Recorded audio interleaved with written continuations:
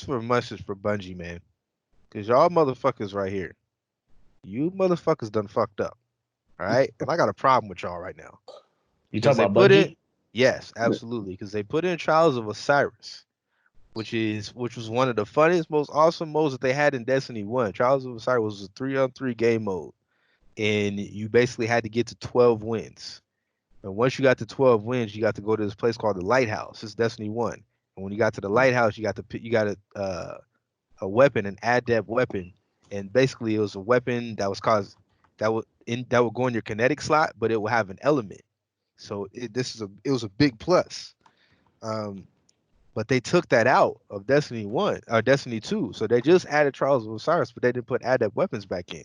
So instead of getting that, you get like an armor that like glows or some bullshit. I don't want that shit, man. Where the fuck my adept weapons at? Where's my messenger? Where's all the good weapons go? Like, man, they really fucked up, man, because people are really looking forward to this. Not only that, but the content they have is really, really bare bones. And, Bungie loves the time gate shit where it's like, all right, now at this point in the season, they'll release this weapon. So, Bungie, you guys fucked up, man. Get your shit together. Get the ad. Oh shit. Say, Jack, your mic cut off. Right when you were getting to the good part, your mic cut off. What did I cut off at? Shit, what was he saying? Hey, it was right before he was about to lay into Destiny. Yeah. The best part. That whole damn rant? No, not the whole, like the last. You were talking 20 seconds.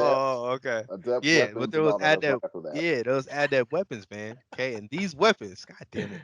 Now I gotta sum it up all that. All right. Anyways.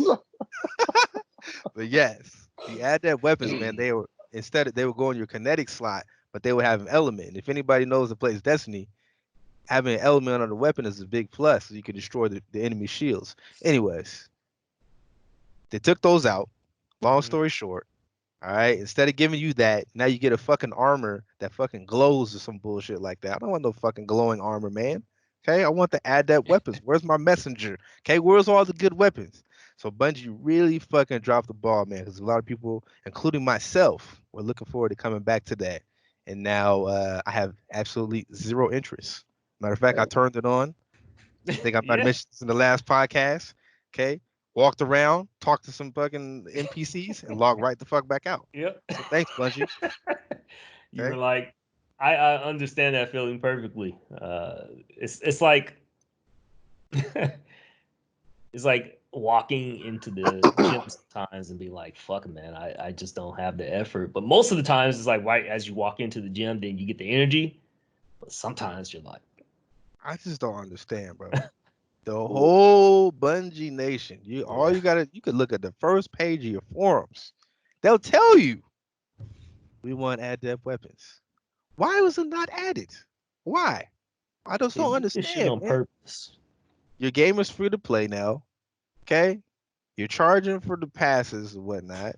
You're barely adding any new content because most of the shit, they're adding new weapons from Destiny 1. So you're basically taking recycled content and putting it back in anyway. So where are your assets going? Is Destiny's the only game that Bungie makes? At the moment, yeah. And Bungie, where are those assets going, man? Because it's not going towards new content. Yeah, Bungie this shit's already been made. Is a odd company. Like they over all their existence is they only relied on Halo and Destiny. Right. Like I'm not sure if they made anything else. Well, they did make a couple, like Marathon. I think they made what a game called Marathon. Yeah, I think that was. I think that was the only one, but it's not. That wasn't a big game. Yeah. I mean, they made two very successful franchises. They have that to their credit, but they're not about diversifying at all. And their most popular franchise,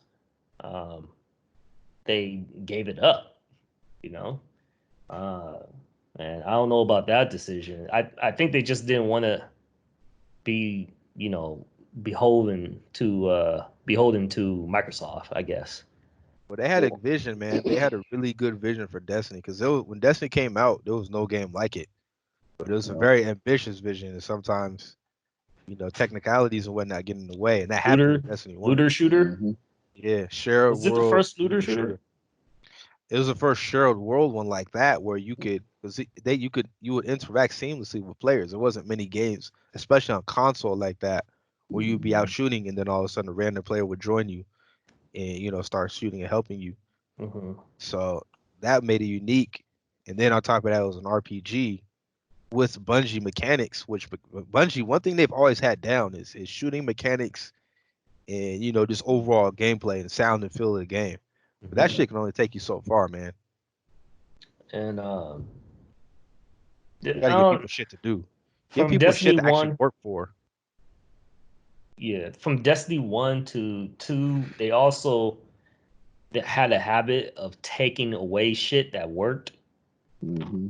And it doesn't make sense, but I understand why they're doing it. It's all for money. Take away the shit that worked and then put it back in later expansions and look where we're bringing back, or look what's new, blah blah blah. Jack, you remember the Rise of Iron? That's when they had ironed out all the kinks. Destiny 1 was now perfectly smooth. People were happy, everything. And then Destiny 2 came out, and it was kind of like, you guys, was there two separate teams now? It's like now they just went back to square one. Oh, the story had issues. It was like, man, you guys didn't learn anything.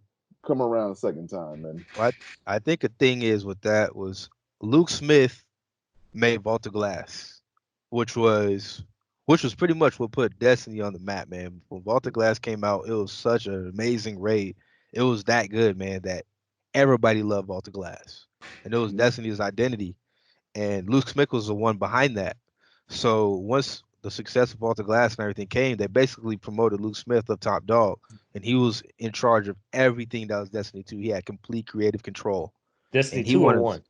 Destiny 2. He wasn't in charge of Destiny. I think I can't remember. I don't know if he was in charge of Destiny 1 at a later date, but I know that Destiny 2, he was pretty much creative director.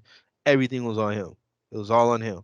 So a lot of those changes were from him, what he made. And I'm not sure if he was trying to make it more balanced, but he did achieve that to a degree, but he also watered down it took away what made Destiny Destiny. Destiny was power fantasy, man. Being able to obliterate 3, 4, 5 people in your super, doing crazy shit. That's what Destiny was. And he slowed it down. He increased the time to kill in Destiny 2. And a couple of other tweaks made it 4-on-4 instead of 6-on-6. And that took away a lot of the power fantasy. That's when Destiny 2 kind of started to go downhill. I mean, it wasn't bad, but it just wasn't Destiny. Yeah, I started and stopped that game many times. But, I think I'm done man. with it. Understandably. Yeah. I mean, I feel the whole situation with Halo and Bungie and Microsoft. I think Microsoft kind of like helped push Bungie towards making Halo what it is. Because I mean, you saw what happened with Destiny 1. It was kind of like, oh, we've come to know Halo as these big, giant set pieces, these giant stories where, I mean, you felt like you were a super soldier. And I mean, Destiny did that for a bit, but like after 2 hours, you were done with the story. And then it was end game. And it was like, what happened here? Shit, Destiny 1 didn't even have a story, bro. if you look back, no, it really didn't have it. Like you met a person named the Stranger. You had no idea who she was. They didn't explain shit. Yeah. Like why we're fighting the Fallen or anything like that. And then she gives you a gun and then she disappears and that's the end of the story. I don't have time to explain. Yeah. We're just gonna name this character the Stranger. like even Luke Smith admitted, he was like, hey man, is Destiny 2 gonna have a story or something like that? Ask him a question. And they asked him a question about Destiny 1, and Luke Smith, the director, was like, what story? So he even admitted that there was no story in his own game. So, it's shit like that. Yeah, like he literally answered the question, like, what story? Like it didn't have one. That game it went to development hell, man. It still somehow ironed itself out and became a very successful game. These motherfucking game developers, man, look, if you're a game developer, y'all motherfuckers need to stop trying to wing these games, man. Stop putting out this half-baked shit and then say, you know what, man, let's see what we can do now, what direction we can take it, or whatever your process is, man. Take your time. If the game needs to be delayed, delay that bitch. Give yourself time, man. Put these games out right. Tired of playing these half-ass games. They're never gonna do that because we have the ability. They have the ability to patch shit nowadays to get it right later. Well, no, it's 2020, you because don't got we time keep for that. spending money on it. That's what it is. You And said they're what? people stop buying these Well, games yeah, that that's are half-assed. Then they'll be like, oh, maybe we should put out a complete product. but You know, I I don't remember. know. Not a lot of us have principles, and some people just buy it. I don't know. They just if they want to feed them whatever shit game, people gonna like sports games. Well, and that's why we're at where we're at. I mean, I remember I bought Battlefield 4. I didn't even have an exit button to leave the game. You Yeah, had to bro. close the game out. You had to close the whole game, bro. Like all if that all Close bad, it. four, all F4. Yeah, man. how you Playing don't like, have all an right, exit man, we're button, bro? done. Wait, how do we leave the game? You Yeah. can't leave the How you game. not have an exit button, bro? How did that even get through? Man. That don't make no sense, When man. you're asking the reporter talking to a developer, like you're like, so what was the thing with the game not having an exit button? Like, what would the developer say? uh, So you wanted to keep your ass playing. Hey, it was still a success. That's what they would say. They look at the numbers. Oh All right, you shit. come talk to the me game about what had I really didn't good do right. numbers. It's a success.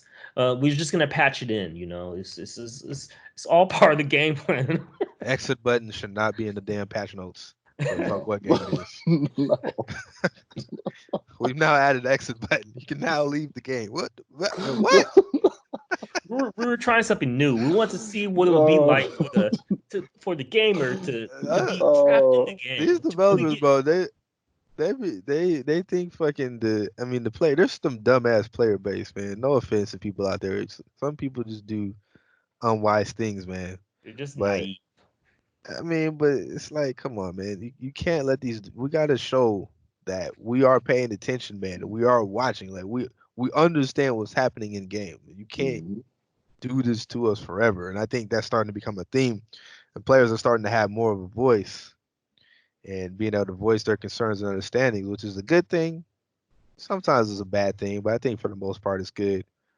But Mhm. against Uh, developers like EA, yeah. we got to keep our voice Mhm. out there, man. We can't let these guys make billions of dollars off this Ultimate Team shit, recycle content and whatnot. Mhm. Um, Yeah, I don't buy EA products, man. No. Mm-mm. I refuse to buy Madden. Fuse. yes. I don't know. A lot of us need to get back to our principles and everything. Like I've been away from Microsoft for damn near 7 years now because of the bullshit that they were trying to pull off. But they're doing shit to try to get the people back. Yeah, But that I was the don't know. old team too. That was Don Matrick in them, but the new guy, the new head, he's really doing shit right, man. He's Yeah. doing a good job. Um. Yeah. I don't know. I remember playing Unreal Tournament 2004, and back then that was before the all the microtransactions, all that kind of shit. And when they released not an expansion, but a patch that had all the many new maps and gameplay additions and all this kind of shit, they released it for free, and it was like a Mm. 3 to 500 gig. I'm gonna say not gigabyte, megabyte. Well, make right. Yeah, download. And Yeah. yeah, 1/3 hard drive download. yeah. No, no, no. It was anyways, it was a big download, and but it added so much content, and it was all free for the Mm. players and for the community, and it was called a community patch. And I was like, this is that's awesome. Like you don't see they're not doing that nowadays. No. Everything's a price or a roadmap to doing whatever. And remember when Anthem had that roadmap, they just ended up scrapping it. Yeah. I They mean, just it's understandable to a degree, man. It's very expensive to develop games. Period. Like in most companies, man, like if they have a game that flops, you usually see either the fucking place go under, or you see half of their fucking employees get terminated. Hmm. So, game development is not cheap, man. It's an expensive, very expensive business that can really And backfire. if it's a great game, let's just take Horizon Zero Dawn. I wouldn't want the DLC for that. I mean that's a good game. Last Yeah. of Right. Us DLC for Yeah. that, automatic purchase because they gave us a complete game. Yeah. And a And lot then of it's like, oh, these, yeah, a go lot ahead, of B. these online games, they put out basically a beta for us, charges for the beta, and then like, all right, well, we're out of beta. How about you buy these DLC packs now? And it's like, well, this game obviously ain't complete, and now you selling us pieces of the game. Hmm. Like, there's no confidence in that. I mean, I Yeah. remember Destiny 1 had that issue. There was like files in the game for certain areas that they were going to Yeah. release.